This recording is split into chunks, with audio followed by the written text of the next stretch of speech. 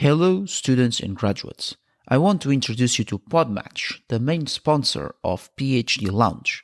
Podmatch is a podcast platform for podcast hosts and guests for interviews.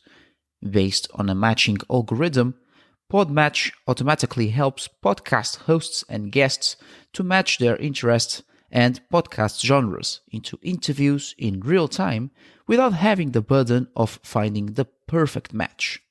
Podmatch is simple and easy to navigate, where you can create your URL link, build a profile where you can write anything a guest or host wants to know about you and your podcast, and to book interviews without sending emails back and forth, and has an advanced search feature to explore and finding specific hosts/guests, as well as your favorite topics.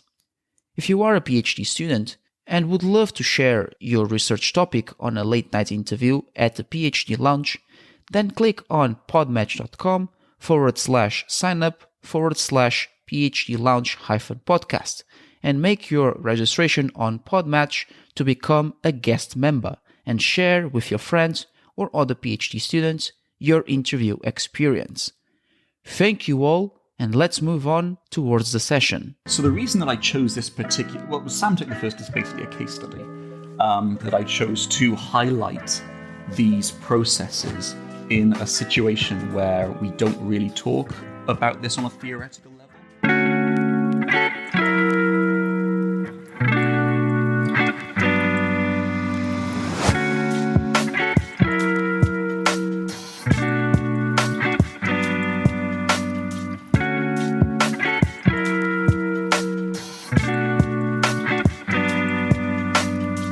Hello, students and graduates.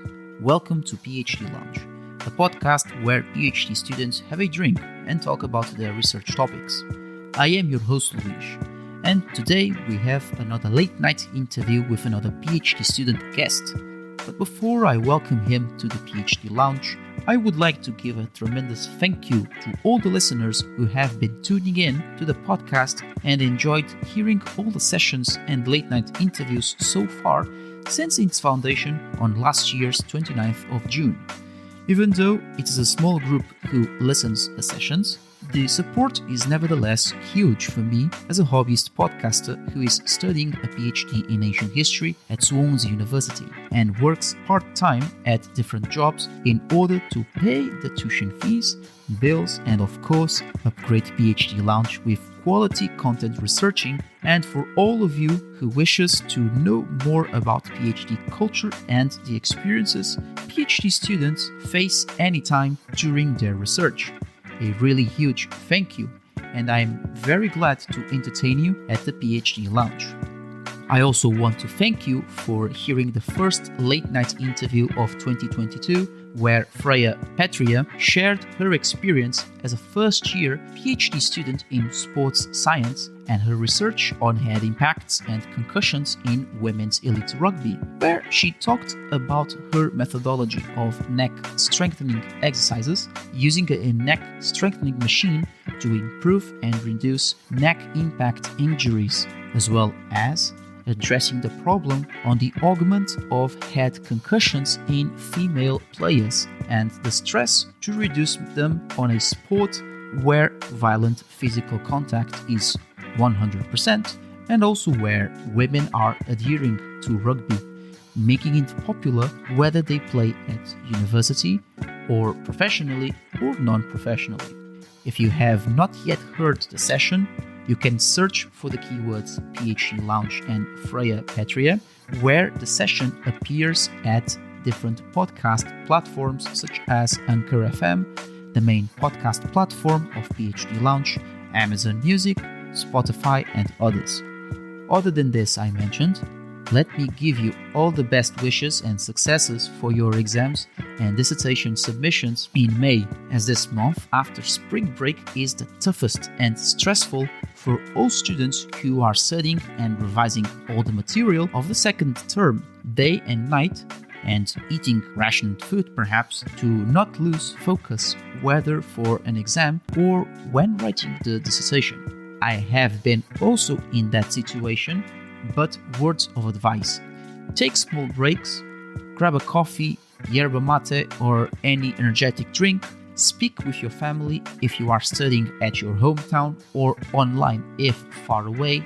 Talk with your friends, your pets, whoever you are feeling comfortable with to talk about your issues and doubts during your exams and dissertations. And most of all, avoid having mental breakdowns, as that can lead to depressions and mental illness when thinking too much about negativity on what if I fail on the exams, or what if I have a low grade that can affect my overall score if I want to get into an MA or a PhD. For all undergraduates and master students out there, have courage, stay strong, and all the best for this overwhelming period, as you are capable of passing it. Now to my following PhD student guest at the PhD Lounge. He is a third-year PhD student studying at Swansea University. But you are wondering why I have not yet kept my word of interviewing the 3 PhD students studying their PhDs at different universities, as I stated in my reflections session last December. Well, it is promised, and hopefully they will be scheduled for this year. However, those PhD students from Swansea University I had on my guest list were added in first place, and they were waiting for an upcoming interview when there was time for both the guest and for me to organize it. And moreover, they and myself have to write the thesis, which requires time consumption for research, write texts, and make changes. But not to worry, those 3 interviews with other PhD students from different universities will happen in the foreseeable future. So back to today's PhD student guest. He is in his 3rd year studying Egyptology, whose research is about the ruler's hip and power/authority ideologies and strategies in local administration under the reign of Egyptian King Psamtik I from an elite non-royal perspective, while applying Assyriology and Anatolian studies to compare with this main topic. So please, serve yourselves a drink, have a seat, and let's give a late night welcome to John Rogers.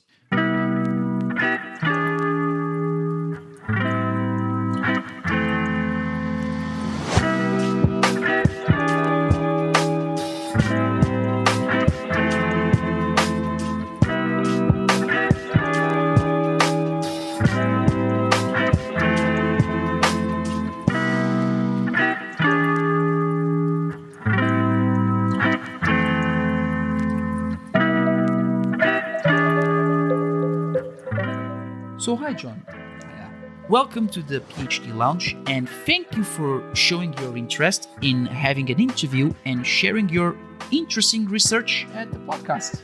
Hi Louise, it's great to be here. I've been waiting for this for a little while. We're sort of got around to it, and it's great that we're able to actually meet in person and do this in person. It's so much nicer to be able to do it, and thank you for such a great coffee as well. I've got a coffee sat beside me here, people, and it's absolutely spot on.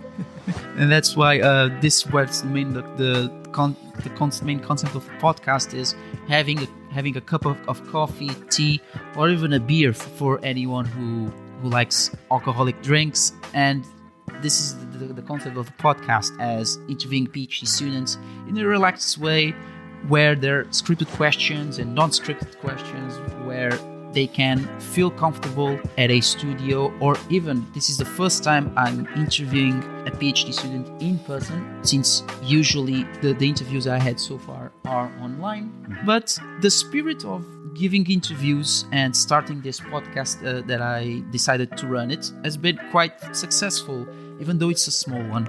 Now back to your invitation, just to save a note for the listeners. I've met John through a Facebook group called Arts and Humanities Postgraduates, where I posted for the first time my podcast. And I was looking for PhD students to become my guests and have interviews, of course. And then a few of them reached me with direct messages. And I think you were the second or the third one to reach me. I don't actually remember. Sorry about that. I think Felicity was the first one. I think she beat me to it.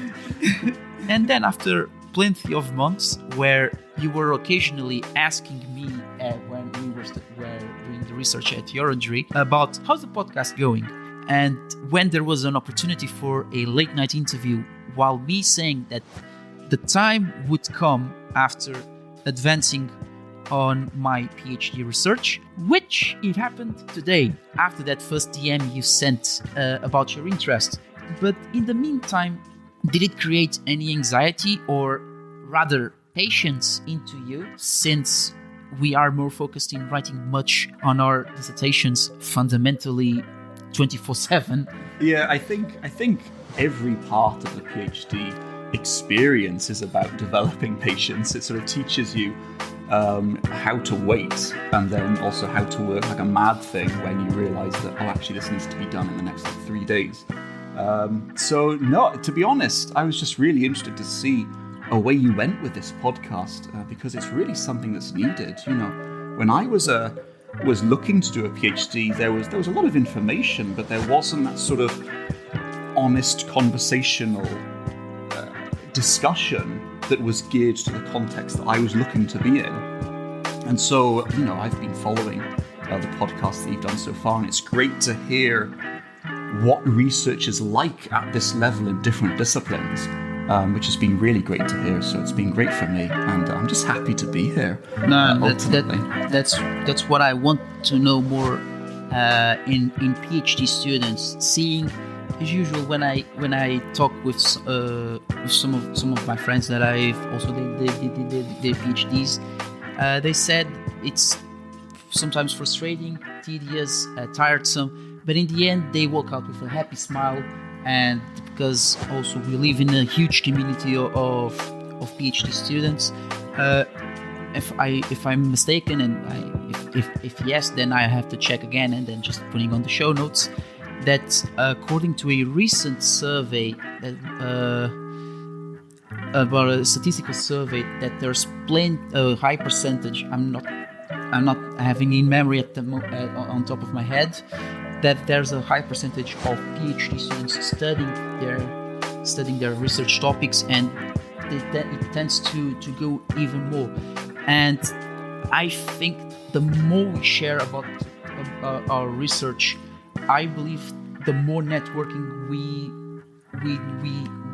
achieve, because since PhD is not just writing the thesis itself, it's also just networking, which is very important nowadays, and I think even after the COVID outbreak, I think I assume that it increased even more. Yeah, I mean, that's a really great point that you're raising there. I think, you know, in the last however many years, the number of people on PhD programs has just risen exponentially, and that's a great thing, you know, where it's not just, you know, middle-class white men doing PhD, which, you know, where we came from, it was that, you know, if you weren't fitting into a certain category of people, you weren't, you know, there are gatekeepers for the institution, and we still have that. There's still an awful lot of work that needs to be done, but it's great to hear so many different voices dealing with this sort of material, which makes it so much richer for the rest of us, you know, for everyone else. And so networking is really a key part of the PhD experience, not just for, you know, career enhancement or anything, but just to hear the stories of different people, of where they've come from, is a really powerful part of the whole experience. And COVID has sort of affected that to some extent. Yes, indeed. And speaking on that, on the issue of more PhD students, I think you also touched the point that it's just not just being restricted to a certain elite, should I say. So they're giving us more freedom for many students from different backgrounds. I mean, my girlfriend comes from a poor background, same as me. I don't know, in terms of you, how your family also comes from more or less, not just say poor, but sufficiently wealthy enough to at least trying to push forward our boundaries to apply for a PhD, or even before the PhD, applying for the BA and then Masters and PhD and so forth. Yeah, my family doesn't own a manor and a wine cellar. You know, but yeah, I grew up on a small holding, which is basically like a very small farm, just outside of Swansea. So I'm actually from Swansea itself, and you know, through school I was very much sort of middle of the road. You know, I wasn't a golden child by any means. I wasn't terrible, but I wasn't, you know, winning awards or anything. And so I was okay. I had a group of friends, and we mucked about through school, and I just straight C's basically. You know, just in the middle. You know, never pegged for anything. And when it came to deciding careers, there are of course many options, but really the big three that you could go into were either teaching, nursing, or engineering. Those were the three sort of ones that, you know, you sort of ended up gravitating towards, and many of my friends have ended up in one of those three things. So I ended up gravitating towards engineering, and especially electrical engineering. So got my mixture of GCSEs, no awards won, and went off to college over in Neath, and I studied a couple of A-levels for engineering, but my maths wasn't good enough to go on and go to university to do engineering. So I spent an extra year in college doing maths to get my maths A-level, so I could come to university to do engineering. And I remember doing my maths exams very, very vividly. There were 3 exams to get my level maths. And I went in and I did it. I came out again and I thought, you know, I've done an okay job there. You know, it's not a disaster, but I've not solved Fermat's last theorem or anything. You know, I've not done anything phenomenal. It's okay, maybe C or a D. Got the result back. 3 U's. 3 U's. It was an absolute disaster, Louise. I went home and it was a catastrophe. I didn't know what to do with myself. I'd spent a year to get this maths, and I'd completely and utterly failed, and no clue what to do with myself. I couldn't come to university to do engineering, didn't know what I was going to do with myself. And so I don't actually remember the specific process of moving to Egyptology in my mind. I don't remember how that happened. I do remember my parents encouraging me to do something that I was interested in, to find something that I found interesting, to do something which I would enjoy, and to do that and to do the best that I could at that. The idea being that, you know, if you do something that you enjoy and it can put a roof over your head, you're a very happy person, ultimately. And so I sort of wandered towards Egyptology through history and geology. So I spent that 3rd year in college doing those different A-levels, and completely changing from electronics and computing over to history, geology. And then came to Swansea and did my undergrad in ancient history, Egyptology. And as I was doing that, I think at the time it was just cool. You know, Egyptology is cool, isn't it? It's mummies and pyramids and gold and hieroglyphs. What's not to love? Oh yeah. I mean, that's always, you know, and that was always funny. I mean, now I sort of cringe every time someone makes that joke. But, you know, and towards the end of the undergraduate, my undergrad dissertation was about music in ancient Egypt, because I enjoyed music, and I thought, you know, mix 2 things that are enjoyable and it'll be really enjoyable, won't it? So eventually that became far too big a topic for an undergraduate dissertation, music in ancient Egypt. And eventually it became just membranophones, so drums in ancient Egypt. And during the process of doing that dissertation, that was really a sort of epiphany of, wow, this is really enjoyable, this is really good, you know, finding new information, collecting information, seeing what the data says, seeing something new about the ancient world that people haven't seen before. It was phenomenal. And as that process continued, I started to see that this wasn't just interesting, but it was actually really important. The study of history isn't just a luxury commodity on the intellectual landscape.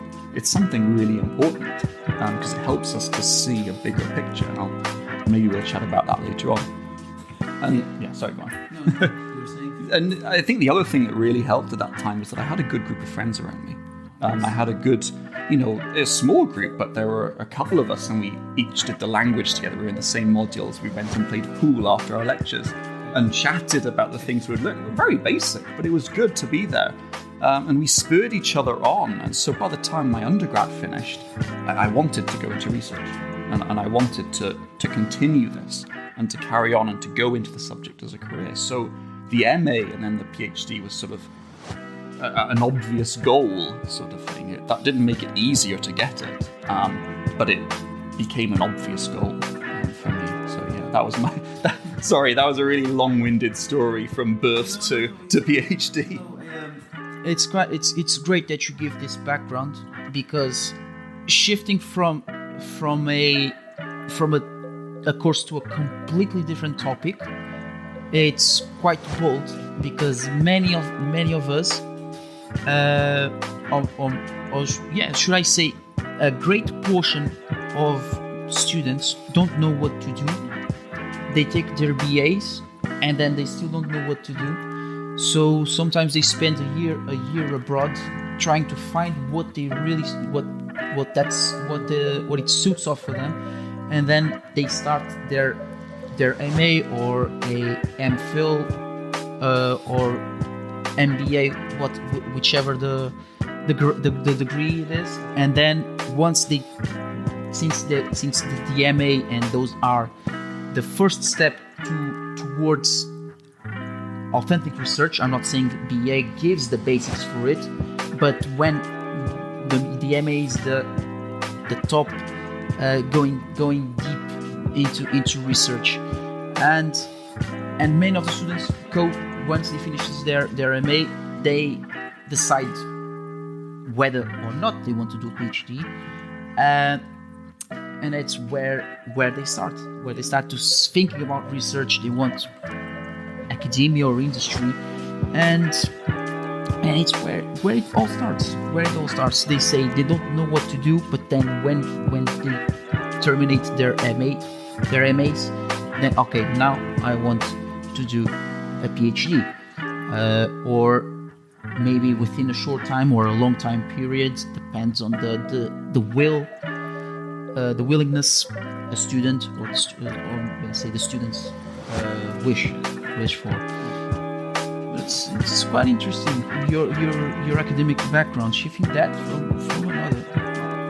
Yeah, I mean, a lot of my sort of colleagues have these really great stories about they, as a child, they went into a museum and they saw an object, and from that moment they knew. And I didn't have that story. I don't have that great story. For me, it was the realization that I was going into engineering because it was a stable job. Yes. And I could, if I worked hard, I could get loads of cash. Frankly. Yes. But then, of course, life is more than money, isn't it? Yes. And I don't want to be too sort of romantic about these sorts of things. But ultimately, the purpose of a job and the purpose of money is to help you to live, and nothing else. It's a tool, and so I don't want to be giving my life over to something I don't actually believe in on an ideal level. So that's one of the reasons I ended up in ancient history and Egyptology. And right or wrong, that was your personal decision, and I really salute you for your decision to move into something that you really like and see what the future holds. So go forward on your PhD, and ultimately, if it doesn't work out, which it may not, and that's something that we have to acknowledge, then we'll find something else that we enjoy. There was a time when I didn't care about my topic that I care about now. And over time, I've come to care about it and come to love it. And when we're so deep in that, sometimes it's difficult to think, well, what would my life be like without this? And you go, well, humans are very adaptable. We would learn to love something else. So just giving it a try. Yeah. No, exactly. And see, when because we are entertained, we're going on our first year of BA and then MA and then PhD. We say, okay, this is quite interesting. Let's going forward, and then on the second, and then when it comes to the end, we often have that thought, and it's, oh my God, what is going to be about? What is going to happen on me when I finish when I graduate? Will I be able to get a job? Will I not? Should I continue forward to get into an MA and then PhD, or after PhD going to a postdoc? There's still lots of opportunities, and it's just being rather consistent, updating often the CV. Obviously, there's other priorities. Getting a job, obviously, without a job, we aren't able to eat. We cannot eat air. So yeah, that's the issue that most of us, all of us, face very often. So now we're going to go through your research. So could you tell us what is the title about, or why did you choose to do this research? What is so special about you? Could you tell us briefly, since the title is quite big, as we often put big titles, as every PhD thesis title is. So the title of my thesis is "Creating the King: Changing Ideologies of Rulership under Psamtik I." And I actually can't remember whether it's under Psamtik I or during the reign of Psamtik I. I hope it's under. But I spent a lot of time thinking about this title because I had to put together a proposal for my PhD project, because I couldn't do it unless it was funded, so I had to put together a proposal to try and get the funding. So I had a lot of... The first part of the PhD iceberg. Yeah. Oh, the endless iceberg, and there's more and more of it as you go dive deeper and deeper. So yeah, I thought a lot about this title, and each sort of section has a particular part. So, there's the old phrase, the king is dead, long live the king. Yes. And this is sort of like a declaration. Well, I wanted to disagree with that and say that kings are created. They don't just exist. To highlight the fact that rulership isn't inevitable. It isn't set. The ways that we see rulership aren't set. Rulers aren't born, but they're created. Even when specific rulers are in fact born into positions of power. And this ties in with what I was saying about the importance of history, because without history you can't see things further back than 3 generations. If you think about, looking around your town, looking around media without knowledge of history that's divorced from your own experience, if you only know things that are the experience of you or people you can't go back further than 3 generations. Occasionally 4, if you happen to have a great-grandparent who's still alive. But once something goes out of living memory, without history, you can't see it. Without history, we would have forgotten that the First World War really happened by now. We would know that it happened, but we wouldn't know much about it at this point, which is really quite alarming. Yeah. So this feeds into power structures, because humans only live for a finite time, we struggle to see things that happen on larger scales. So we struggle to see processes which last longer than 3 generations. That's one of the reasons why if a regime can last longer than 3 generations, it's usually safe. A lot of regimes that fail within 3 generations, because once it becomes a part of cultural memory that you don't question, well, you don't question it. And so even if you live under a very strong monarchical system, it's only strong because you can't see the totality of it. And so that was why I had Creating the King, because kingship is ultimately created, even if from a single individual's perspective, it is timeless. The other part of that was the changing rulerships of ideologies. And this was sort of to explain the methodology behind that sort of theoretical position, that certain places and certain times are very visible moments of change in the ideology of rulership, not just royal rulership, but rulership in general. So there are very specific moments where how rulership is thought about, how it's expressed, how it's presented, how it's reacted to, reacted against, are very visible. And we can think of examples in recent history.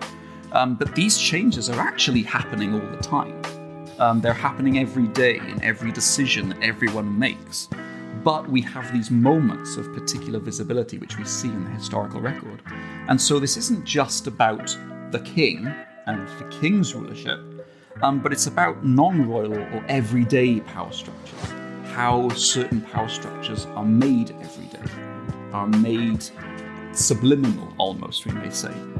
So, some of the questions are, well, what are the social criteria that individuals appeal to build their authority, to build their position? How are these criteria mobilized by individuals? And these are socially constructed. We're sitting here in a podcast. How do we build the relative authority of you as the host, of me as the guest, and of the listener?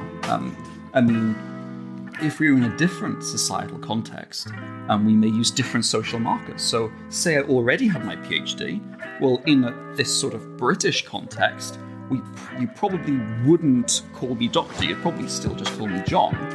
Whereas, say, in a continental Europe context, you may use doctor a lot more.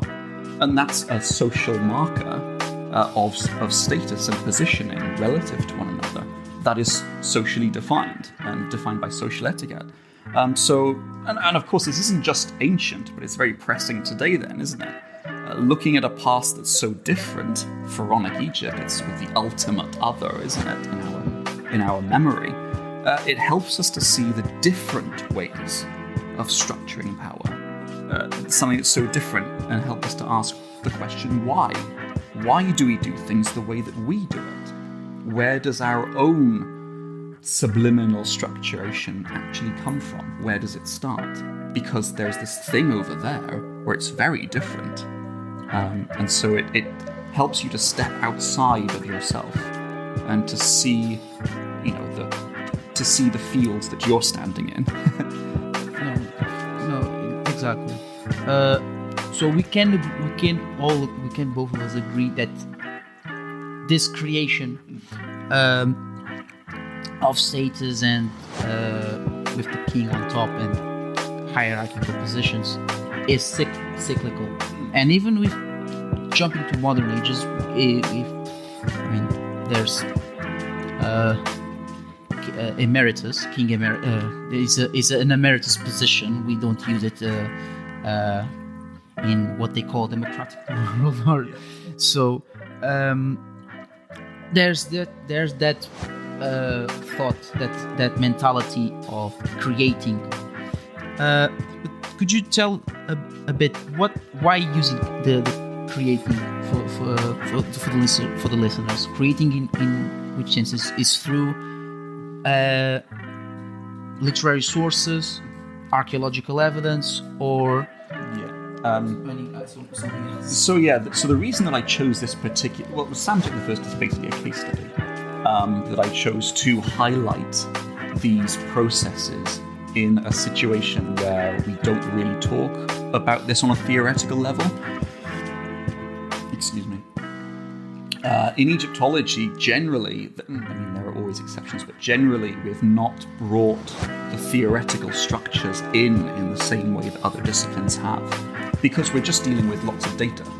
So we're starting with data and working out rather than bringing theories in and seeing how they fit. So in Psamtik's reign, before him, Egypt is very fragmented. We've had what's often called a Libyan era, which is sort of between 1000 BC and 700 BC, roughly speaking. The dates are very wonky. But Egypt has basically, what we would call Egypt is broken up into very small polities, which are generally centered on specific towns or cities, and each one has a local chief or some sort of ruler. Many of these are of Libyan descent, and one of the really interesting things is that the logic of rulership seems to be different. And this hasn't really been discussed to the extent that it could be, that these rulers during this time, the rulership seems to function on a different logic. So rather than built on a state logic, which says, you are the ruler because you fulfill a certain function, i.e. king or, monarchical bloodline or some such thing, you are the ruler based on kinship, because you are related to someone. And so it may be built on this. In older literature, they talk about, tribal, but I don't really like this terminology. I think it's imbued with some value judgments that we don't really want. But we have this sort of change in social logics of how rulership is constructed. But at this time, Egypt is fragmented, but these small polities obviously struggle to engage with the big superpowers around, So many of them are subservient to really quite powerful superpowers in Kush, which is modern Sudan, and the Neo-Assyrian Empire, which is modern-day Iraq. And basically, what we have is Kush and the Neo-Assyrian Empire basically going at each other, and the polities in Egypt are stuck in the middle. Because the Neo-Assyrian Empire wants to keep Kush away from the very valuable commodities in the Levant. And at this time, what we have is, the periods beforehand, we have very little information, whereas now, sort of 700s, 600s BC, we have a veritable fire hose of information firing at you, because we have Neo-Assyrian sources, so the prison inscriptions of, say, Esarhaddon and Ashurbanipal. We have some Kushite sources, so Victory Stela of Pia a little bit earlier. We have the Greek traditions, so we have Herodotus, and then Diodorus Siculus. Herodotus' information is pretty good, which tells us something about how this period of time is remembered later on, because his knowledge of other rulers and other areas is really quite woeful. But the Saite Dynasty, which is this era, he really knows well. And we also have this in biblical literature. The biblical literature really, because Israel and Judah are in the middle of this tussle between Kush and the Neo-Assyrian Empire. The biblical text refers to King So, which may be one of the Ozorkons, who's a local ruler in Egypt, who may be somehow similar to an Ozorkon who's on the Pia Victory Stela. But that's a bit of an aside. But yeah, at this time, when we get to Psamtik I, the chronology is set, actually. So about 100 years later, there's a papyrus in the Louvre which preserves solar and lunar dates, which means that we can synchronize the Egyptian and the Julian calendars together. So we can actually get actual dates, which can go back to Psamtik I. Before him, we're back to relative dating. So the chronology is fine. So what this means is that over the course of his, that's something else I should mention actually, really. But over the course of his reign, he reigns for 54 years. So it's a long reign, which really helps him. But what happens is he starts off as basically one of these local city rulers, although he has a larger territory. So he has basically the western portion of the Nile Delta, and he's put there by the Neo-Assyrian king. So he's a client king of the Neo-Assyrian king, and I don't want to use the term vassal, because that's quite sort of a medieval feudal connotations thing. And over time, through processes which we're not really sure how it happened, he ends up getting control of the whole of Egypt. So by his 9th year, he sends his daughter by the name of Nitocris to Thebes, so basically the capital of southern Egypt, to be adopted, to become the highest religious person in Thebes, which is a massive moment. And for many people, for many scholars, this is a sort of defining moment, however nominal it is. So what this means is that we have a really interesting context where rulership is not necessarily built on the same things that we tend to think of it as being, but we have this quite remarkable shift between this possibly social kinship logic towards something that very much mirrors the state logic of older times, where you have a strong central pharaoh with officials and an administration underneath him, but it is different to old, so say the New Kingdom, all the famous kings. It is different to that. So this makes it a really good case study for seeing how rulership changes in this context. Sorry, go on. So we can conclude that since we're about kinship and all of this creation of a monarchic period, we can say that who put Psamtik I then would be the Assyrians or the near Assyrians in that case, since for what you're saying, the sources, the ancient authors of Herodotus, for example, as you mentioned, but since you are using Assyrian and Anatolian sources, we could say that those authors have written about Psamtik, and they probably were working within the Assyrian courts or the Anatolian. I don't know if Anatolia had a royal court at the time, but or was just in smaller groups. So Anatolia is sort of similar in that it's broken up between lots of different, quite small states, and then you have the Cimmerians as well, who seem to be more nomadic and seem to basically just, sort of get in the way of everyone. With Psamtik and his accession, he's the son of his father, obviously, Nekhau I, and Nekhau I is a client king of Assyria. So he's in the prism inscriptions of Esarhaddon and Ashurbanipal. He fights against the Kushites. He's actually killed by the Kushites, by the Kushite king Tanbatamani. Great name. This era has great names, just all over. Just some really long names as well. So when Nekhau I is killed, his son is put in his place.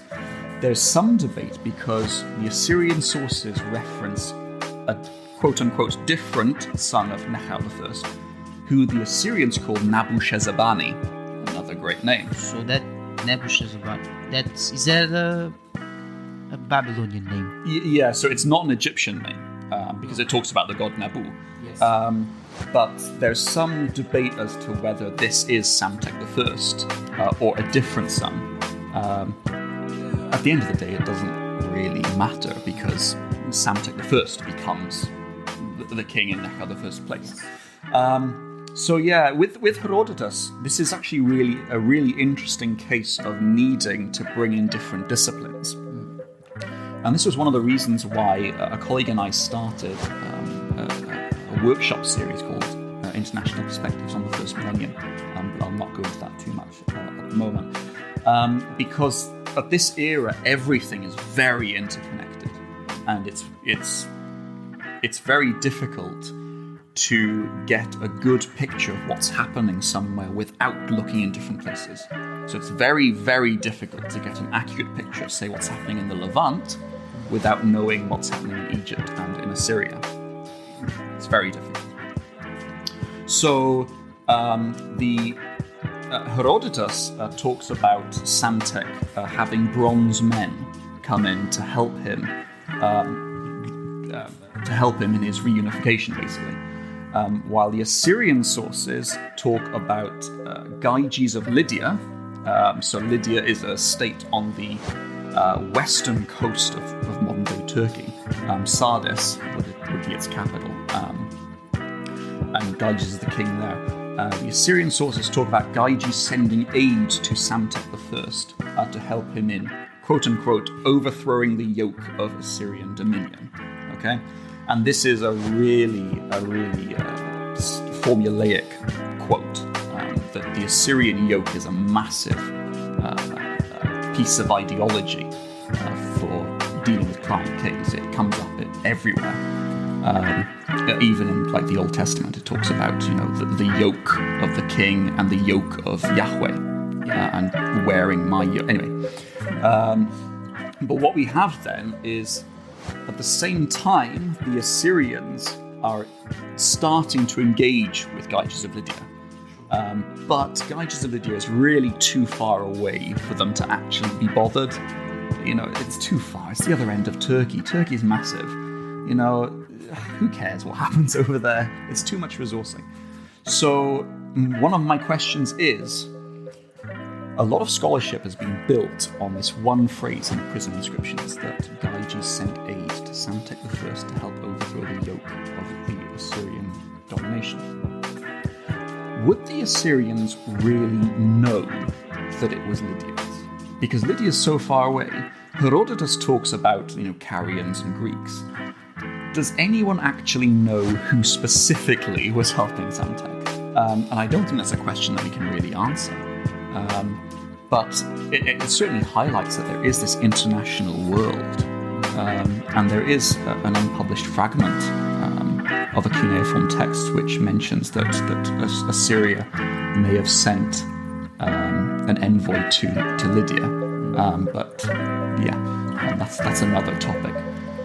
This is really an interconnected era where you really have to get a very broad view. And that makes it a very difficult topic to study because, you have to know Egyptian history, you have to know Assyrian history, a bit of Anatolian history, a bit of Levantine history, and all mixed in together. And that's why there aren't so many people working on it in Egyptology. So that comes with the learning of languages, right? You had to learn a bit of Egyptian language, on that context, of course. Did you have to learn also Assyrian? Yeah, so I learnt enough Akkadian to have a working knowledge. Unfortunately, political issues got in the way of my learning Akkadian, actually.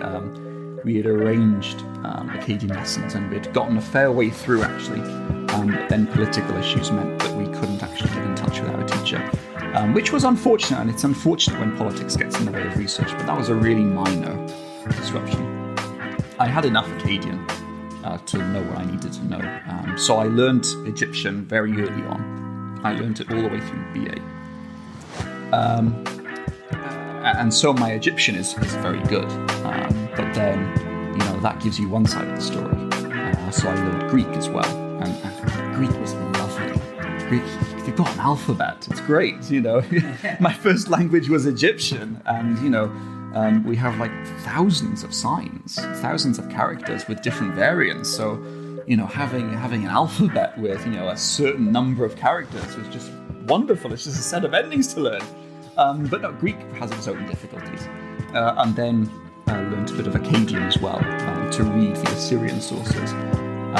And then recently, I just learned Phoenician, which is very similar to Biblical Hebrew. But again, it has an alphabet, which makes it quite nice. So, does it have also? Did you have to consult also Phoenician sources about Psamtik I? Not really. There are, not during the reign of Psamtik I particularly, but there are sources of connection between Egypt and Phoenicia. So usually Egyptian stuff that's taken to Phoenicia and a Phoenician inscriptions put on it. The reason I actually learned it was because it was offered as a free week-long summer school by the Oxford Centre of Phoenician and Punic Studies. And I got the email and I thought, well, learn a language for free and it's sort of connected to what I'm doing. Yes. And ultimately, sometimes people will ask, oh, how many languages do you know? Do people ask you that as well? Like, oh, how many languages do you know? Not that I know. I don't remember people asking me about if I was learning any Latin or any Greek, which eventually I may learn. Mostly Greek, perhaps Akkadian as well, or even Iranian.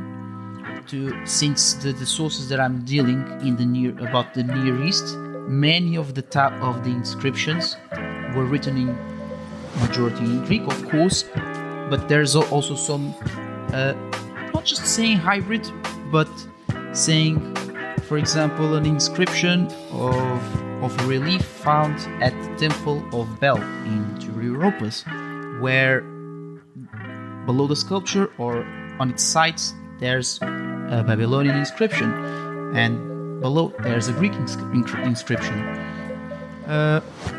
But for terms of languages, in my case, definitely would be a good opportunity for me to learn a new language, specifically in an ancient history context. So you never know. And it has to be said for sort of any listeners who are sort of wondering, like, wow, they're talking about so many languages. Wow, they must be amazing. It's very different to learning a modern language, isn't it? Because we're just learning basically how to read. So you're only learning a fourth of what you would learn of a modern language. We're not learning to speak. We're not learning to write. We're not learning to whatever the other one is. What is it? Write or read. Well, we're learning to read. And we're only learning very specific vocabulary, really. We're only learning enough to be able to read something and to get information from it. It's not like learning a modern language where, you have to become fluent. And ultimately, with all these languages, they're actually in the same sort of cultural habitus. So in Egyptian, the first person singular independent pronoun, I, is inek. In Akkadian, it's anaku. And in Phoenician, it's anak. So once... Yeah, exactly, because it's the same as like English, French, and Spanish. They're because I'm a native English speaker, I can't see it. French looks very different, but they're actually very close together. And so that really learning each language it's not easy. I'm not saying it's easy by any stretch, but it's not. I'm terrible at modern languages. I'm awful at modern languages. I can read just about. I'm very thankful for Google Translate. We do use Google Translate. Even professors use Google Translate. Don't forget, listeners, you have to use either Google Translate or I put the addition of DeepL, which is a professional translation where you can try for free, or if you have a bit of money, you can try premium as well. But as a student, we stick for the standard. DeepL is what the good ones use. As well. I just stick with Google Translate. But it's so we're throwing around these fancy names of Akkadian and Phoenician and Biblical Hebrew, but it's not the same as saying I know 11 modern languages. It's not the same at all. But you're just getting enough to get a working knowledge, basically enough to disagree with someone's translation at the end of the day, and to provide your own translation. Yeah. Well, the languages are modern, or even the ones that we must learn essentially are interesting and can give us a help to interpret sources and also archaeological evidence. So now back to your research. So we can conclude on the sources, the Assyrian and Anatolian. So we could say that the ascension of Psamtik I was rather in a geopolitical context, should we say? Ultimately, yeah. His accession to his, shall we say, rightful rule was very straightforward. What the surprise is how that turns into a national sovereign rule. And one of the ways that we see that is through the presentation of local elites. So actually, one of the interesting things is we have so much information from so many different sources, but actually Egyptian objects directly attributable to the king himself are exceedingly rare. So maybe a handful. I could probably count them on one hand. Very rare, considering a 54-year reign as well. But we have hundreds, possibly thousands, of objects of non-royal elites, of officials, which really gives us a great deal of specification into local contexts. And a lot of work's been done seeing this specification at, say, Thebes, but not so much in the delta, in the north, because the archaeology is a lot more difficult up there.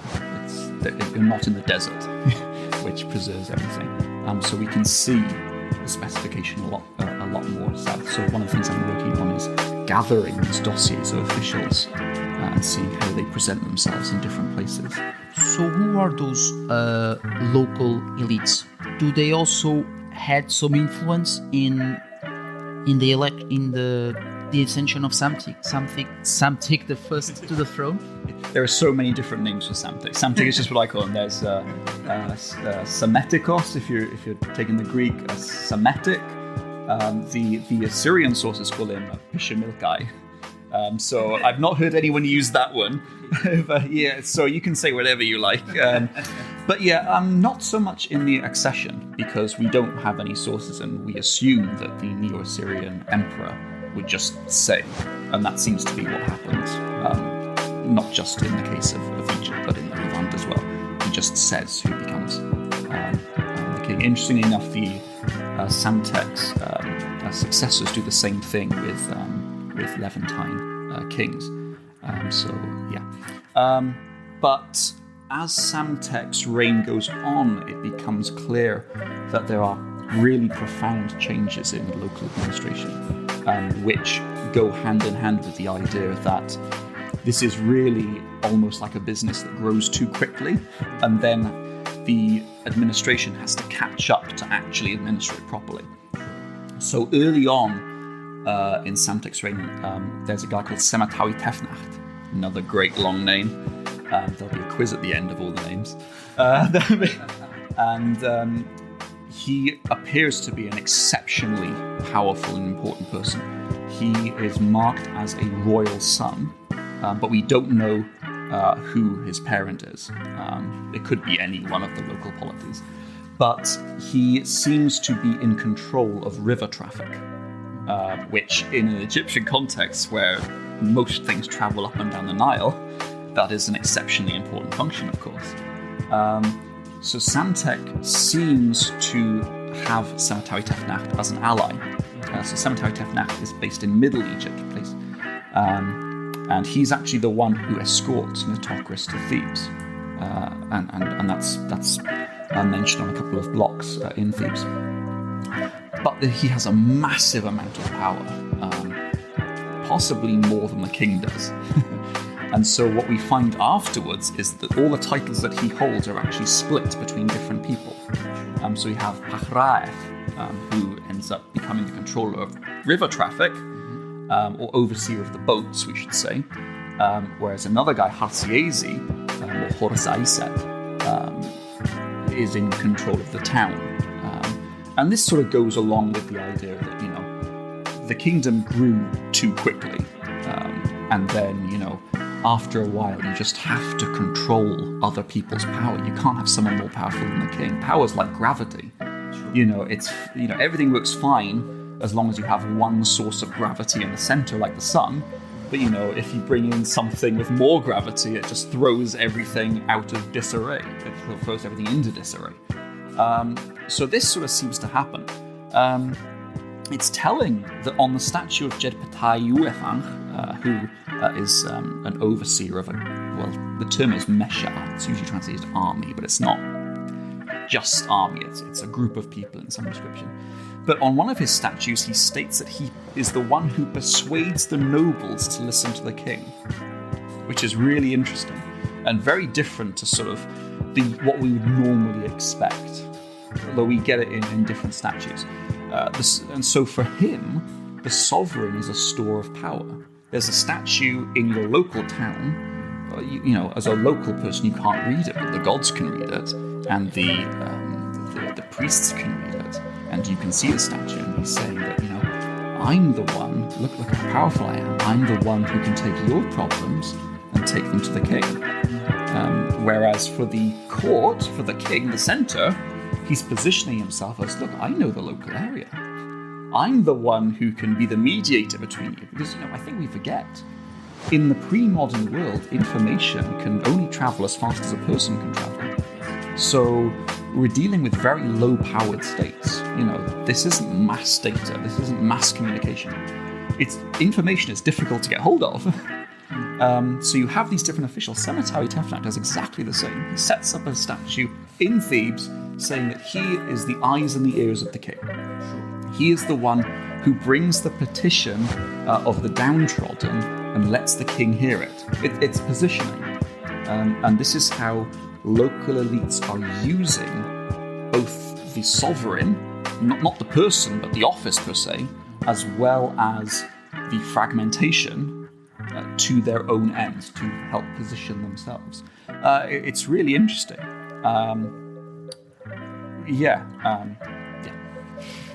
So we can say as that can be regarded as a third person, the someone who can read its material representation, and then all the issues that third person, in this case the priests and the local administrators, which are part of the elite of Psamtik, or even since in the context of Egyptology, Psamtik, all of them are transferred to him, and he has to make the decision.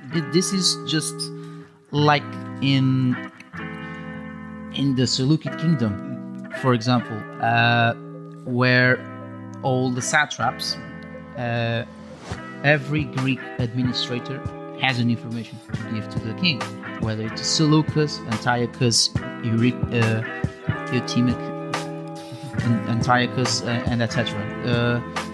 All these addresses to the king, and he makes the decisions.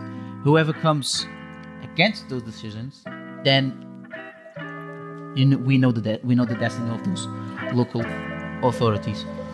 This is actually a really interesting point, and we have that in the Saite era. So that statue of Jedpatayu Uathank that I referred to, it refers to meetings of council, of like what we could call a high council, or a council of nobles, and there seems to be this administrative structure where the king can receive advice and counsel from these people, and that makes sense in the context that they're living in. If you're unifying and taking control of lots of fragmented polities, you've got lots of people who are used to being the big man in their town, and suddenly they're not the big person. You can put them onto your council, and they have a position. So you're bringing them within the administration. In earlier epochs of Egyptian history, we have something similar, of course, but it's not presented like that, really.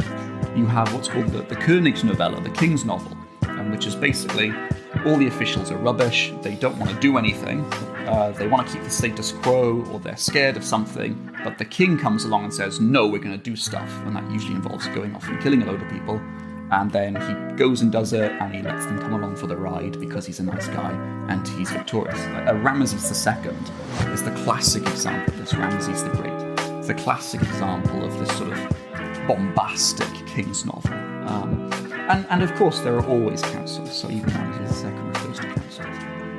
But the fact that the display is much more, I don't want to say democratic because it's not really democracy, but is a lot more reflective of what seems to be happening, is really telling us how the power is displayed. As the Saite dynasty goes on, it carries on changing, so that by the end of the dynasty, there's really been a massive administrative reform. Egypt now is a naval power, which is quite remarkable considering that they never really were. And that has a massive effect on the economy because there's not much wood in Egypt. They have to get wood from Levant. So to build boats, they have to import masses of material. And they discover taxation in a system that we would recognize, which is, another massive moment in statehood. So we can say that the king Psamtik made the decisions, the local elites, then they would do the decisions, thinking of that they themselves would think as the king of each politician. Yeah, well, this is the problem, is that, with history, we never know motivations. We never know what people are actually thinking. We know what they're presenting. So we talk about interpreting the historical data, but we're interpreting an interpretation because the data that we have is already an interpretation. We see this sort of personal positioning a lot of Thebes. So Thebes, we can call it the capital of the south of Egypt, sort of religious heartland. The biggest temple in the world is at Thebes. It's called Karnak. It's absolutely huge. But it has been a Kushite stronghold for, longer than 3 generations. So it's gone over that 3-generation gap that we were talking about. And even during the reign of Psamtik I, it remains a Kushite stronghold. Like, the Kushites aren't there. The Kushite king isn't there. But the local officials, the highest officials, are related to the Kushites. So there's a guy called Montuemhat, who is only really... His titles belie how powerful he actually is, but he seems to basically be the ruler. The Assyrian king calls him the king of Thebes, the Sharul, which is a term of kingship. But over time, what happens is, you know how it is, locals have to make a decision as to what they think is going to happen. Is this new Saite house actually going to last? Or will the Kushites come back? Again, going back to sort of Israel, Judah, you have this similar decision that people have to make. Are we going to trust in the Neo-Assyrian Empire, the new power, or are we going to trust in, Egypt, but really Kush? The old money, which you're going to trust in, And there are different voices. Whenever there are these decisions, there are different voices. So in Thebes, we have people who, are staunchly Kushite, and then we have other ones who are, over time, they start facing more and more towards the Psamtik and the Saites. So we see this in how people name their children. So there's one guy, he names his son Padi Horesnet, which is not a Kushite name. It's looking at Sais, because it's talking about meat, the primary deity there. Whereas other people really keep looking towards Kush. And so we have this moment where Psamtik's daughter Nitocris is, brought to Thebes to become the next, the next god's wife of Amun is the title, divine adoratress, the highest sacerdotal function in Egypt, basically. In the past, some people have compared it to a papacy, but I don't really like these sort of comparisons. But of course, that's nominal. That's in the realm of politics. Politics likes moments. We like it when, someone has to win an election in a particular moment. And it's like, well, okay, if an election result changes, well, that's a moment. But socially, there's a broader process of acceptance or rejection. And we see that in Thebes with over time, the acceptance. One of the things that happens is the language changes. So at the beginning, the language is basically split into 2. So in the north of Egypt, we have what's called Demotic, and in the south, we have abnormal hieratic. Okay, and over time, the Demotic takes over because it's going along with the political side. But people are still writing in abnormal hieratic well into the Saite dynasty. So there's really a local social resistance, which is really an interesting point in how this administration functions. Okay, so based on all you said, we can conclude in short that it is a complex process, and we don't know since Psamtik is in one place, and then the local administration in another place. So communication was quite difficult, even with the system of roads that existed in the ancient world. I mean, for example, the Persian royal road, but that belonged to the Achaemenids. But we can make it making a small contrast into that. So it remains complex, nevertheless. I mean, having the guy who's sort of in charge of the Nile, broadly speaking, if we can take the title at face value, which is another issue, is a massive help, and so it's probably much easier for the early Sayed house to travel than it is for anyone else, which is a massive advantage. Again, the actual political processes of the land's takeover, I don't want to say unification because it's not really unification, it's just extending territory and then using ideology to justify that. But the actual processes of it, we don't really know because we don't have that data. And in any PhD project, there has to be a point where you say, okay, I don't have the data to say this, so I'm not just going to speculate. Some speculation is really good, but you have to be able to say, I can't answer that question. And part of dealing with that is making sure that you're asking the right questions. As an MA student, I wanted to answer the question of whether Psamtik was pro-Kushite or pro-Assyrian, which was a great question to ask. Unfortunately, it's impossible to answer because it's a question about some dead guy's motivations. And I'm never going to meet him, so I can't answer that. I can ask a different question as to how the administrative changes reflected on pro-Kushite people and people who are willing to change. We can ask those sorts of questions. We can ask how, when, and what questions. The why questions are very difficult to answer. That was the situation with that. And it's for whether on this topic, whether on my topic or each one's topic, questions will always be answered, whether it's right or wrong, but they are open for further debate. So my next question is that I've before the interview I've read an article that was talking about Psamtik's ruling, and modern scholars were called it as the Saite or Saite Renaissance, and the author argues about the role of the king in controlling Egyptian territory and the major roles of his court companions. One of those was his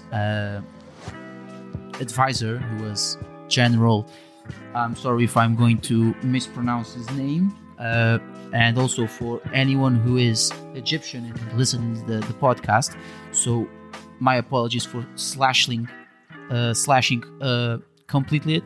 So Diet Tai Funk. We can go with that, that's fine.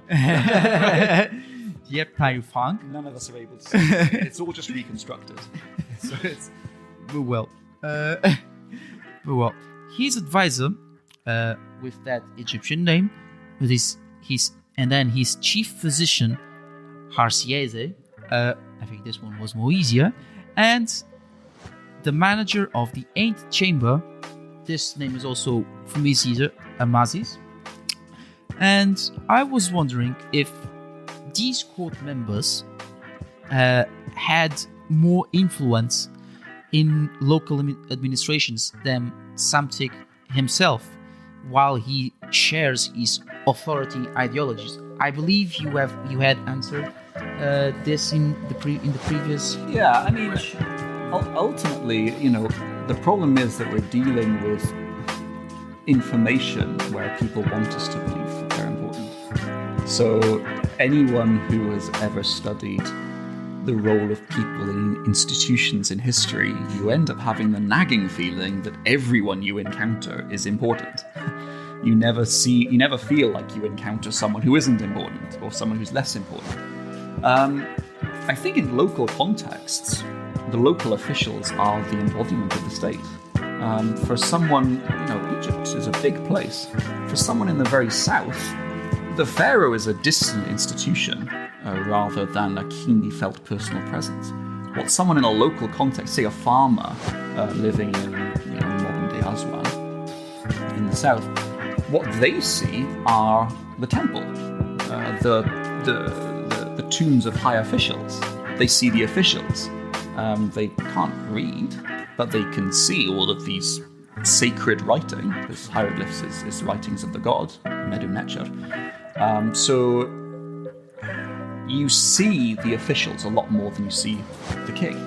And I think we miss that sometimes, because a lot of what we have in ancient history is stuff from the court. So we have representations of the king, and this is what makes this era really exciting. And one of the other reasons I chose it was that this is an era where we can't really look at the representation of the king himself, because we don't have that data. So we're having to look at these officials and the literary traditions that survive about the king, which equally tell us how their kingship and themselves, how they are remembered, which is another really interesting topic for probably to discuss at a different time. But yeah, this term Renaissance, it's quite problematic, really. It started with art historians, or people who started to look at sculpture from an art historical background, and they did phenomenal work in bringing this to the fore. Before them, the artwork of this era was really seen as knockoffs of earlier eras, so stagnant and no creativity, and just some of the old museum guides basically simply say, "Oh, there's nothing of interest in this room." That's a museum guide telling you not to look at a room in a museum. So this comes from this art historical background where we have this concept of archaism, where especially the sculpture of this time really harks back to older models, to classic models, so Old Kingdom models especially, which is sort of 2000 BC. So they're going back a long way, and we actually know this doesn't just happen in the Saite era; it happens before as well. We actually know that people are going into the really old tombs and copying things. They're really copying the style. And so earlier art historians call this a renaissance, because they're reviving it all. But other than the possibility that it indicates a value judgment, this is a great time of them coming out of the Dark Ages. That sort of value judgment of, we have a strong central state with art again, therefore it's good compared to decentralized state. It masks change. It masks the change that is inherent in any civilization, in any culture, because you go, here's a piece of sculpture from this era, and here's the prototype 2,000 years before, and you just compare the two, and you don't really look at what the differences are. It's like taking, say, an example of Egyptomania today, where you have a building that has Egyptian architectural features, and then comparing it to ancient Egypt and going, there's no change. Well, that doesn't work. Society is always changing. So I try to avoid this term Renaissance, and to avoid terms which have sort of any sort of value judgment in general, because I don't think that's the remit of history. So, any alternative term you would rather apply, or just use this one unintentionally? Yeah, I don't think we need a term, really. I think it's just the Saite era, So Egyptian history and chronology is built on the dynasty structure put together by a guy called Manetho, who was an Egyptian priest in the 4th century BC. And he numbered his dynasties. And so we still follow that. So in his numbering, Psamtik is the first king, the first king of the Saite dynasty. Well, the 26th dynasty, sorry. So in his numbering, the 26th dynasty. But I would prefer to call it Saite dynasty, because it's based at Sais, which is a town in the Eastern Delta. And I don't think we need to call it a Renaissance. I think, the other eras don't really have titles like this. It's just... It makes for sellable book titles, I think. And it does do one good thing, and that is draw attention to this era. In the history of Egyptology, focus has really tended to stay on the so-called kingdoms, So the Old Kingdom, the Middle Kingdom, and especially the New Kingdom. All of the famous kings, pretty much, are within a 200 or 300 year space in the New Kingdom. So Ramesses, Akhenaten, Tutankhamun, Hatshepsut, they're all within the same 200-300 year space. And that comes from where Egyptology started. Egyptology started as the child of the Western imperial project. And so these Western imperial powers wanted to find a strong progenitor for themselves to go, oh, look at this historical strong imperial power. And so anything that wasn't a strong imperial power in the ancient world was a time of stagnation.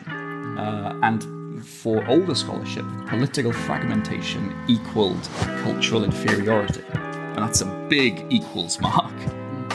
Fragmentation equals cultural inferiority.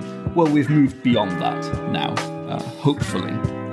There are still some people who haven't, but hopefully we're moving beyond that. And, so this term Saite Renaissance helps a little bit to bring attention to the first millennium BC. Most people don't really care for it. It's the end of glorious Egypt, and Greece and Rome haven't really taken off yet. It's just sort of the intermission. Whereas actually, it's really an exciting time to be looking at because there's a lot going on, and I think it can speak to where we are today. Well, I think it's quite interesting stressing about those using those terminologies, which are they are contemporary, and not to say it gets a bit out of the context of what we are studying, but they present some complexity upon its significance within that contemporary context. Which unfortunately I think it's a matter of status of presenting on a Western perspective. Oh, we are superior than our Easterners. Not saying enemies in inverted commas. And I can also make the contrast with the use of the term Hellenistic, which was coined by a German historian. His name is I don't remember at the top of my head. I'll put it in the show notes if I remember. But he also coined that term Hellenistic to say it's the diversity of Greek culture towards the East, where it amalgamates with other cultures. But with term Hellenistic comes to Hellenize another culture. And I don't know if they accept that term very well.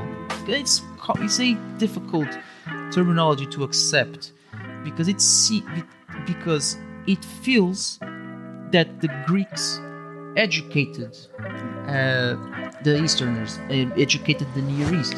And same when we say about the Renaissance, they educated the Saite period.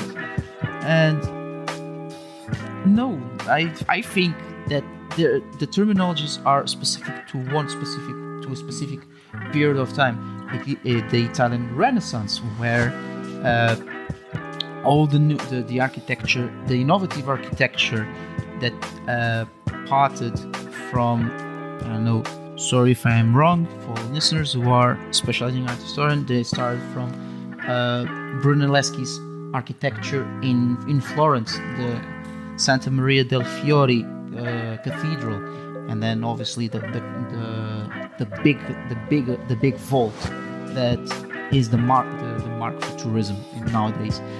That I think it would be appropriated that contemporary terminology, Renaissance, to a modern period of history, of art history.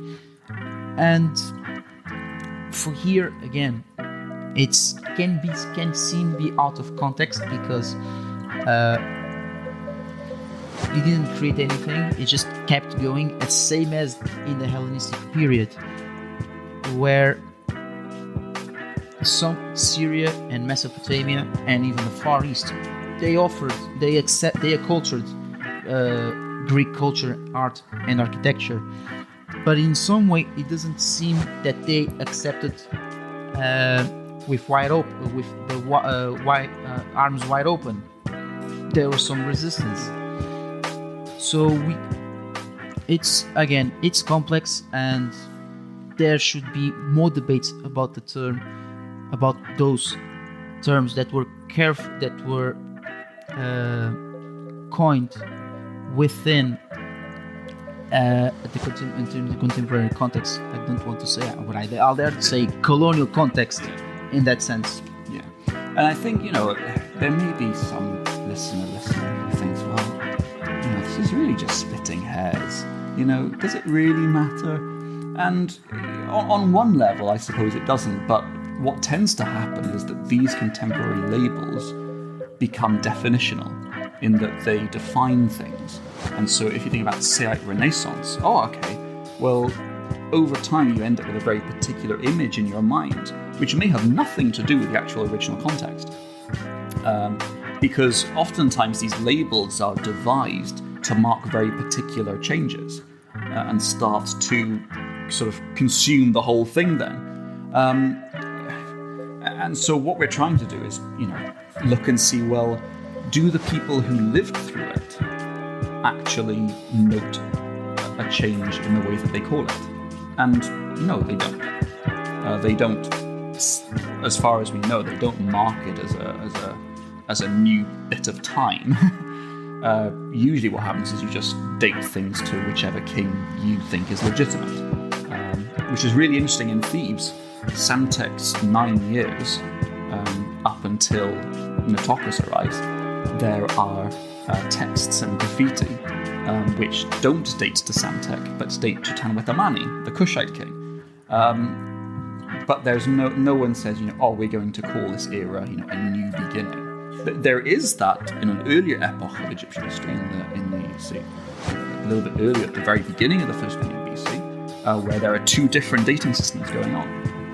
But if no one sees the need to call it something different at the time, these labels are just shorthand for us. And so it's okay to use them so long as we're clear what we mean by them, and so long as that label doesn't find its way into the popular mind, shall we say, as a definition of something. It's the same as Egyptology and Indiana Jones. Even though Indiana Jones isn't an Egyptologist, he's not even an archaeologist. But He's more a scavenger hunt. Yeah, and it's really interesting, whenever you say, I do Egyptology, and people say, so it's a bit like Indiana Jones. And you sort of say, well, I assume you don't legitimately believe that. but I know people who do, and go, so what do you actually do then? And I've met some people that legitimately believe that's what we do. And it's like, well, that's what colonial imperial powers used to do. You just go somewhere, just take a shovel, dig, and cart stuff back to your museum, and then basically have a pop at the other colonial power for not finding it first. Historically, yes, that's what happened. The researcher for Indiana Jones did their research. They just did it in the past.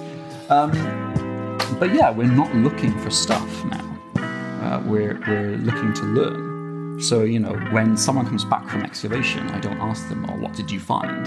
They said, what did you learn? Because ultimately you can't bring stuff back. So anything you excavate goes to the Egyptian Museum. So you don't bring stuff back. But still, in the popular imagination, I think in general the popular imagination is, it's sort of similar to Indiana Jones, but maybe a bit better. And I'd like to clarify to anyone who's listening, that is not what we do. And really, if Indiana Jones were true, it would be, Indiana Jones and the missing footnote, or Indiana Jones and the stack of paperwork that needs doing by tomorrow. That's really what it is. And yeah, we need to change these labels, because I honestly think that the study of pharaonic Egypt is not insular.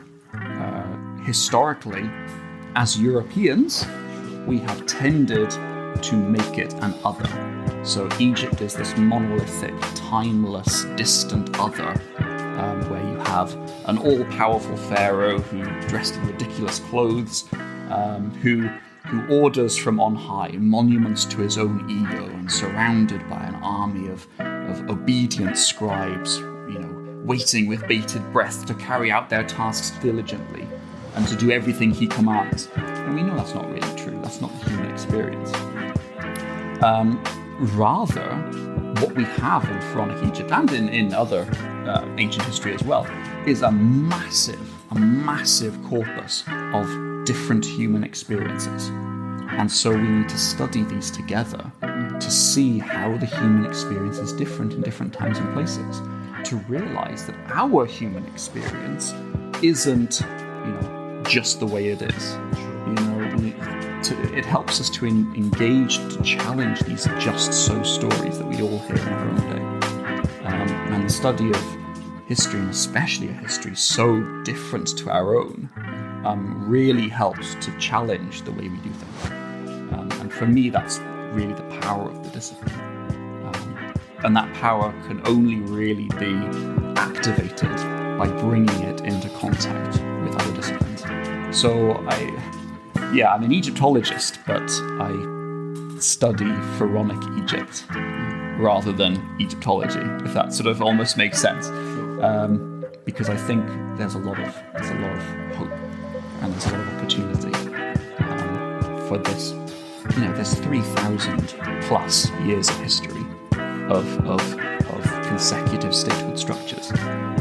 There's massive changes. A lot of those changes are masked by reference to the same ideological structures. There's a lot of stability. There's a lot of change. But 3,000 plus years of history, that's an awful lot of material to sift through. And, saying about these 200 years where everyone's set for life. But in the popular imagination, that is ancient Egypt. But the first millennium BC, there's so much there that can speak to where we are today. It's an exciting time. And it's an exciting thing to study. But I've gone off on a whole philosophical rambling there, so sorry. No.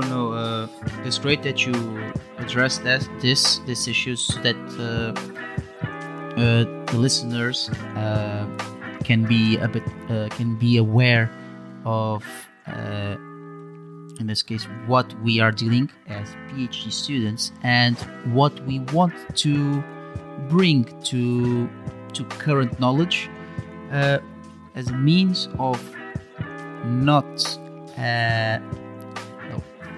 as a means of bring more knowledge and alternative ways of how can we explore such knowledge. Now, back to your research. Are there any records indicating female intervention in local authority? So the study of the background of powerful women, especially queens, is a really difficult task, but it's really necessary. And actually, a colleague and I are actually working on a paper to be published soon, hopefully, if we get around to it. Well, if I get around to it, he's waiting for me. About the familial background of one of the queens in the Saite Dynasty. And it seems that she's actually related to quite a big, powerful priestly family. And this isn't really a surprise, The elite tend to marry within themselves. You keep power within your own social circles, especially in an era before, you realise genetics. And this was actually one of the problems that we had, was finding software to create family trees that doesn't just pop up with error messages. Because there's one example where we have an aunt marrying her nephew, and their child marrying his other aunt, and then his child marrying her first cousin, who was also married to a different first cousin. And as you can imagine, all of the family tree software on the web that you could find just chucks error messages at this. But these elite families stay within themselves. They marry within themselves because, you keep it in the family, you keep power in the family. If you marry outside of your family, it's a bit like a leak in the boat and power's leaking out, somewhere else. But really, looking at these queens in particular is quite difficult. And a project that many people have tried since the 1970s is the prosopography of Saite queens. And it is very difficult, although we are actually starting to make some small headway. So that is difficult, but one important officer rune, which we've already discussed, is the god's wife of Amun. And so Psamtik's daughter, Nitocris, gets adopted into this position. Her predecessor, Shep-en-Wepet, another great name, was Cushite. And so this quote-unquote forced, we don't know to what extent it was forced, we assume it was forced simply through speculation, really. Common sense speculation. So this changes the quote-unquote ruler at Thebes from a Cushite woman to the daughter of the king and Saite. So it's a very important function. And actually, she adopts the next successor, also Saite Agnes Neferibre, and she is the last god's wife. After her, she lives a very long time. After her, the Persians invade and get rid of the office. It's just too powerful. But this office has been running since the beginning of the New Kingdom, in peaks and troughs, but really hits its height in the first millennium BC, when we have this decentralized power structure. So it's actually really important, but there needs to be more study of women, and particularly women in connections. I was at a conference last week in Vienna about prosopography and chronology and genealogy. And one of the things that kept coming up again and again and again is that it's difficult to piece together any more chronology or genealogy or prosopography just by using sources of fathers and sons. But by examining female lines, matrilineal lines, so mother-daughter, mother-son, that sort of thing, we're able to join together the families that we have through father-son. And so there are really...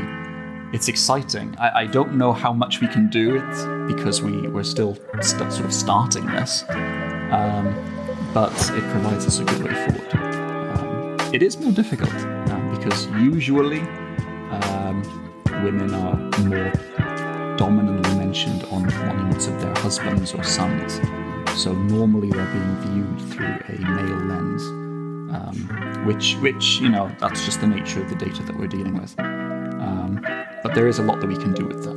Yeah. Watch this space. Yes, and it is this also it is very important to mention, as I can say that most of the listeners that I check on the statistics are women, and I believe that addressing the role of women in this case in your research is interesting and probably would influence in the ascension of Psamtik I to the throne. So with the Saite era, we go back to succession, father-son succession. The Cushite succession, the whole way of succession seems very different. It's based on collateral branches, which makes it a lot more interesting, and you have to know whose mother as well to see who are brothers. But yeah, I mean, it was still a patriarchal society for the most part, especially in terms of what survived and the ability to build tombs. We do have an upsurge in female tombs at this time as well, or female interments as well. But we are most often looking through a masculine lens, which is an unfortunate fact of the data. But we need feminist readings. We need those readings to get us through the impasse.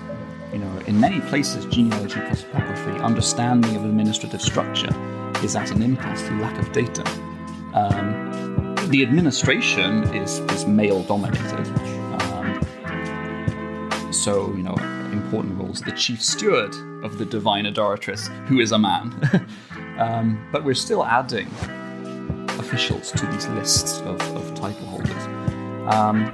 But yeah, I think one of the present steps forward that we can do now is to look at women in monuments for this prosopography. One of the difficulties is that it's very rare that women are given more than 1 or 2 titles.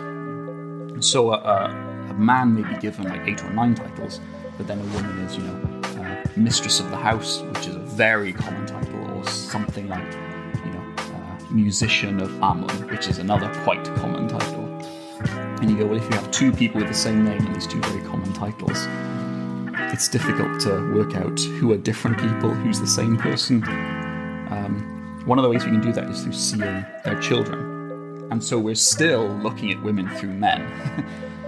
It's very difficult to access women on their own terms. But yeah, it's a first step, it's a present step, and it's something that we can do now. And so, we can build up towards bigger things. And also that can contribute to existing knowledge. And by adhering that issue, more women who are listening to this session, but also who are interested in studying Egyptology, will face this patriarchal system that exercised millennials ago, centuries ago, and it kept continuing. But also, women have power to exercise their influence and also influence the societal context of that time. So now, as we are approaching the end of the session, I would like to know your thoughts on why do you think it could be important to study for a PhD? I was thinking about this, and I think one reason is the need for analytical thinking in our own day. We need people who have spent time analytically thinking, methodologically second-guessing themselves. People who have spent years going, am I right? Let me find out. Let me find more information. People who are used to gathering different views, comparing them, and coming to a reasoned conclusion. We need that in where we're living today, with the rise of fake news, with the rise of people getting their opinions from social media. It's, how quickly do you form an opinion when you look at something on social media? It's probably less than 1 minute. And on complex issues, which there are many, that's not long enough to form an opinion on something that's reasoned and logical. So we need that critical thinking, which research is one very powerful way of doing that. And people can't, when you say you're doing a PhD, there are some people who go, it must be really clever to do a PhD. And no, you don't have to be clever to do a PhD. I was a very mediocre child at school. I got 3 U's in my maths. So you don't have to be clever, but you have to develop an analytical mind. And the 2 things are very different. So it's one thing knowing stuff.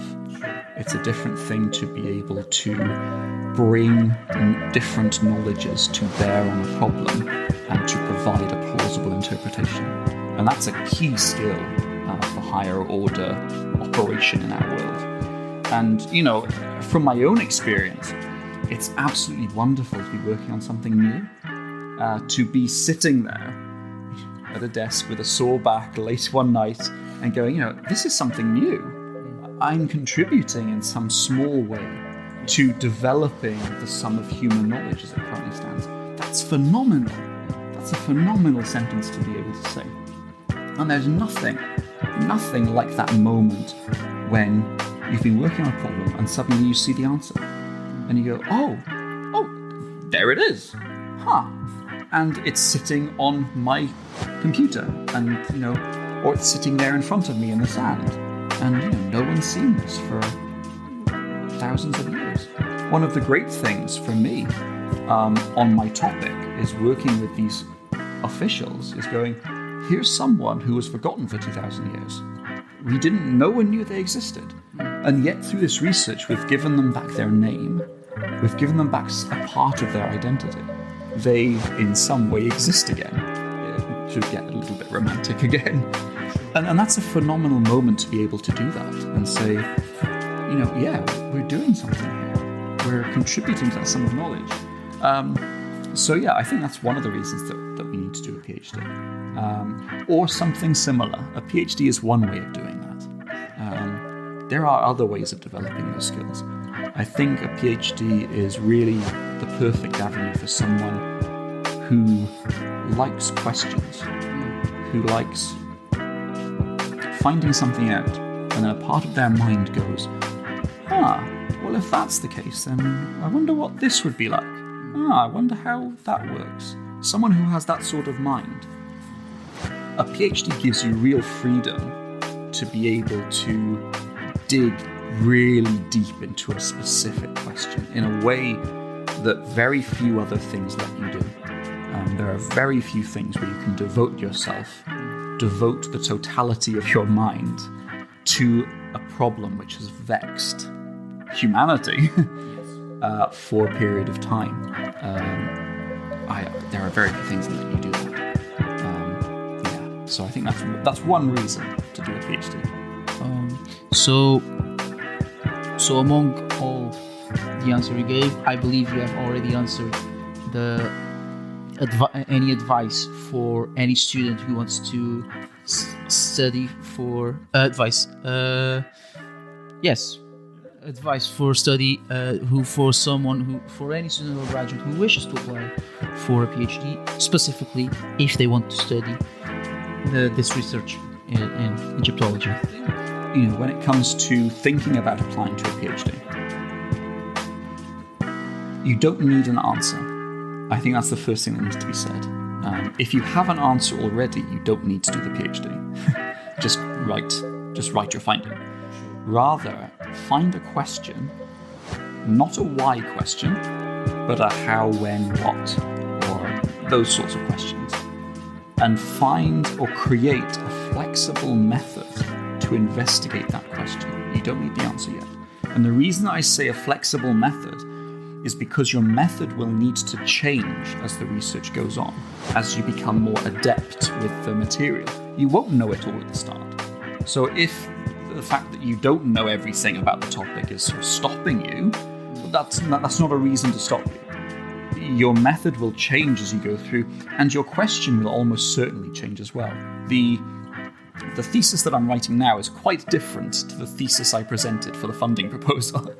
And that's what happens. That's the nature of research. It's fluid. It's like a wobbly thing that you're holding, and it refuses to sit still. Make sure it's something you enjoy, and something with meaning as well.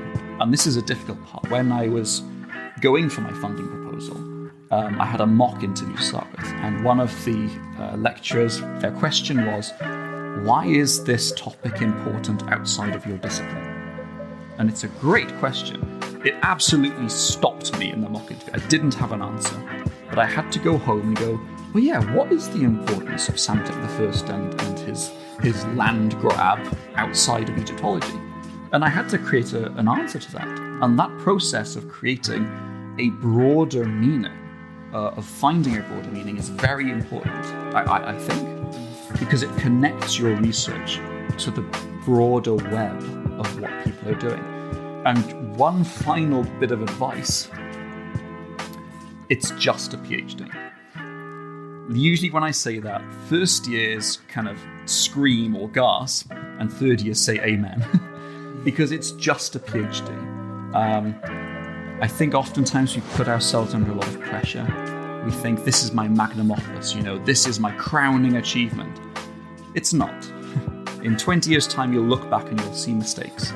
And that's a good thing. If your PhD is your magnum opus, it means you've peaked really early. and that's it, Rather, it's the beginning. It's sort of your graduation as a researcher. It's the beginning. It's where you you test your wings as an academic. It's where you test your critical thinking for the first time. And so, because it's just a PhD, the PhD is something you do. It's not your identity. It's not who you are. So yes, I'm a PhD student, I'm a PhD candidate, but I'm more than that. I'm somebody's son. I'm somebody's husband. I'm somebody's friend. I'm somebody's colleague. The PhD is something that I do. It's something that I spend an awful lot of time doing, but it's not the totality of who I am. And that may sound like, a ridiculously basic thing to say, but I meet many people, and the PhD has become their life and their whole identity, and it hurts them, because there will be moments where you feel that you can't do it. You feel that it's too hard for you. That's a good thing. It's a good thing to have that challenge. But if that's your whole identity, then that's soul-crushing. It absolutely crushes you. So it is just a PhD. And so it's hard work. It's really hard work. It's good that it's hard work. It's good that it's a challenge. Yes. PhD students get everything wrong because we're trainees. We get everything wrong, and then eventually it all turns out okay, which is amazing.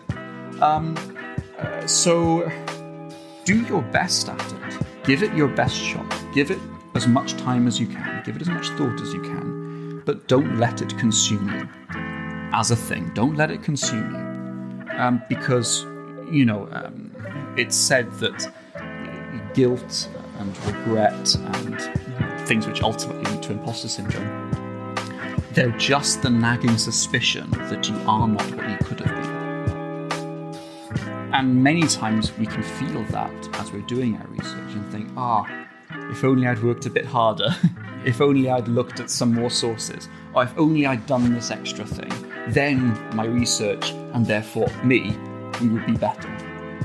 And if we disengage what we do from our identity and say, well, the PhD is a thing I'm doing, I'm devoting myself to it, but it's a thing I'm doing, it's not who I am, and doing your best at it, then you can say, look, I did my best, I applied myself to the best that I could, I got the result that I could, I'm happy, I can look myself in the mirror. Don't be comparing yourself to other people. There's always some jerk in the office who's doing great things and going everywhere and knows everyone and publishes loads of stuff. There's always someone, but they're looking at someone who's doing even more. And so don't get caught up in the comparison game. Just be at peace with what you're doing and just do it to the best that you can. And that gives you hope. And then in the end, we're just PhD students, and there's more opportunities to come. If you want to go to a PhD, you find this hard work, you can stop for a bit, but the key issue is be consistent and try your best. If there's not this opportunity where you can't write anything, that's okay. We are all human beings anyway, and our brain has the capacity to absorb many information, but also has the capacity to drop information as the years pass. So that's okay. We be happy, and you're doing a PhD, so no need to be depressed about it. There's plenty of things that we can do beyond just writing the thesis. Try to write for paper, or try to write a blog, make a podcast. I actually had my first interview with a third year PhD student in history was exactly saying about this, and that's what the best PhD is about. Not just writing the thesis head down. There's other priorities in life. So take your time. I know it's 3 years, 4 years, or even 7 years. It passes fast, but you're doing a PhD and you must be happy. That's all you have to say to yourself. And the supervisor is always helpful, helping in any way you need, whether academically and emotionally. So to conclude our session, John, where listeners could know more about you, where could they follow your research? Yeah, I was just thinking, Social media. yeah, I'm going to stop getting philosophical and going into the deep meanings of things, because I'm sort of preaching to the converted here. But yeah, so I'm on Facebook and Academia Edu. You can just Google search John Rogers Egyptology and I'll be there. And I try and upload things there. In the next few months, some more papers should be published, as well as an edited volume together with a colleague of mine, Kimberly Watt, on decentralized approaches to statehood and administration. And there are some really great contributors to that volume. I'm very excited to see how those ideas sort of disseminate in the wider world. Other than that, I mentioned earlier on the IPFM, International Perspectives on the First Millennium.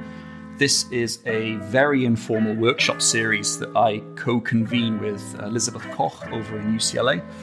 And basically, it's a very informal setting for people to road test ideas that they're not confident enough with in conferences. It's specifically for interdisciplinary, international stuff, so talking about the need to have different disciplines with this era. But if there's anyone listening who's thinking and has some sort of idea for a PhD in their mind on this sort of topic, and they would like to road test it in front of people who are doing their PhDs or people who have just recently finished, that would be a great way of sort of seeing how your ideas fly.